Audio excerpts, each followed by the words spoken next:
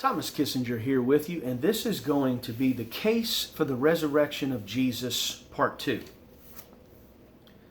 Just a few facts. According to Gary Habermas and Michael Licona, our objective will be to build a strong yet simple case for Jesus' resurrection on just a few facts. All four meet our minimal facts approach criteria.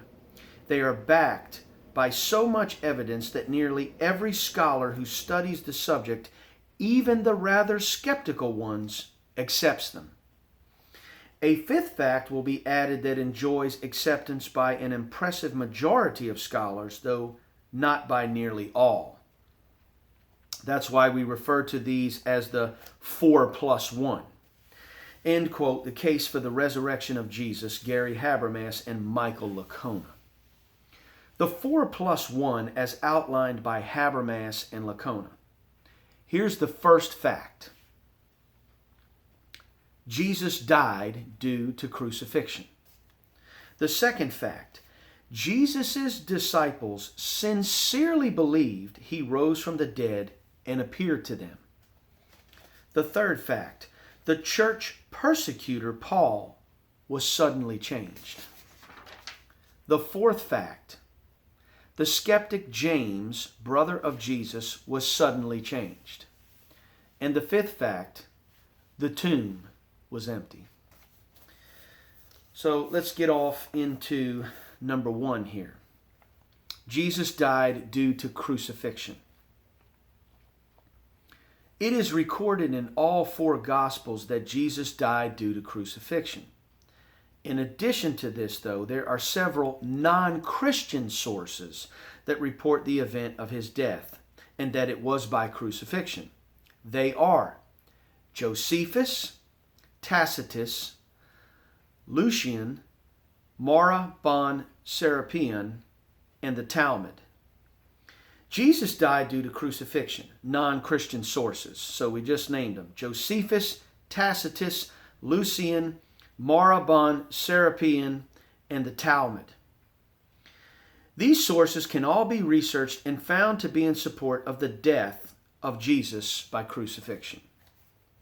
Number 2, they sincerely believed he rose and appeared to them. Habermas and Licona bring to light the consensus among scholars when they make mention of there is a virtual consensus among scholars who study Jesus' resurrection that, subsequent to his death by crucifixion, his disciples really believed that he appeared to them risen from the dead. In support of this, there are 9 independent sources which fall into 3 categories that testify to the disciples' claims of witnessing the risen Jesus. These sources point to multiple very early and eyewitness testimonies to the disciples' claims according to Habermas and Licona. By making use of the acronym POW, which stands for Paul, Oral Tradition, and Written Tradition, Habermas and Licona list out the 9 independent sources which fall into 3 categories that testify to the fact that the disciples of Jesus sincerely believed that he rose from the dead and appeared to them. Once again, the 3 categories are Paul, Oral Tradition, and Written Tradition. First and foremost, the disciples themselves claimed to have witnessed the risen Jesus.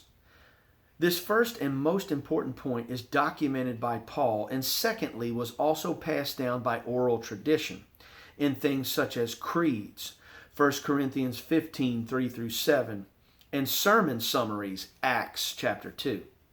The third category in support of the claims of the disciples is written tradition, which consists of the Gospels, Matthew, Mark, Luke, Acts, and John, and apostolic fathers, Clement and Polycarp. In summary of this, the 9 independent sources which testify to the fact that Jesus' disciples sincerely believed he rose from the dead and appeared to them are Paul, creeds, sermon summaries, Matthew, Mark, Luke, and Acts, John, Clement, and Polycarp. It is also quite remarkable to note how the disciples of Jesus were willing to suffer and even die for their belief that they had witnessed the risen Jesus. Let me put it to you this way. There are some who would die for something they believe to be true and come to find out it is not true.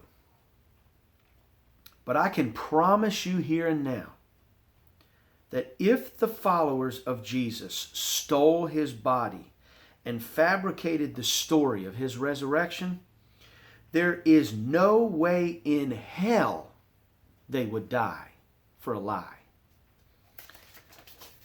The human mind just does not work like that. People don't suffer and die for what they know is a lie, especially a lie that they have created. They were willing to die for Jesus because they knew he was risen. They had seen him, heard him, and touched him.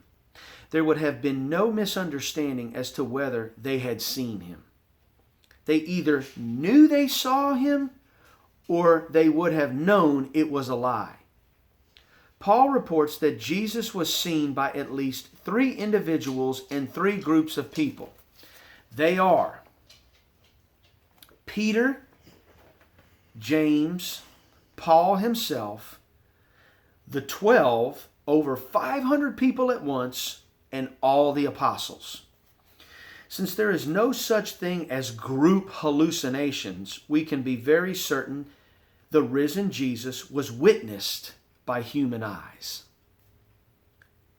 To support all of this, Habermas and Licona go on to say, in all, at least 7 early sources testify that the original disciples willingly suffered in defense of their beliefs. In summary of this, the 7 early sources which testify to the disciples' willingness to suffer are the Book of Acts, Clement of Rome, Polycarp, Ignatius, Dionysius of Corinth. The quote is found in Eusebius, Tertullian, and Origen. According to Gary Habermas and Michael Licona. Moreover, if the direct witnesses really believed that he rose from the dead, we can dismiss contentions that they stole the body and made up the story. In fact, virtually all scholars agree on that point, whatever their own theological positions. The disciples' belief that they had seen the risen Jesus is one powerful historical fact in the case for the resurrection. End quote. The case for the resurrection of Jesus, Gary Habermas and Michael Licona. We'll let that be part 2, and we'll come back to you next time.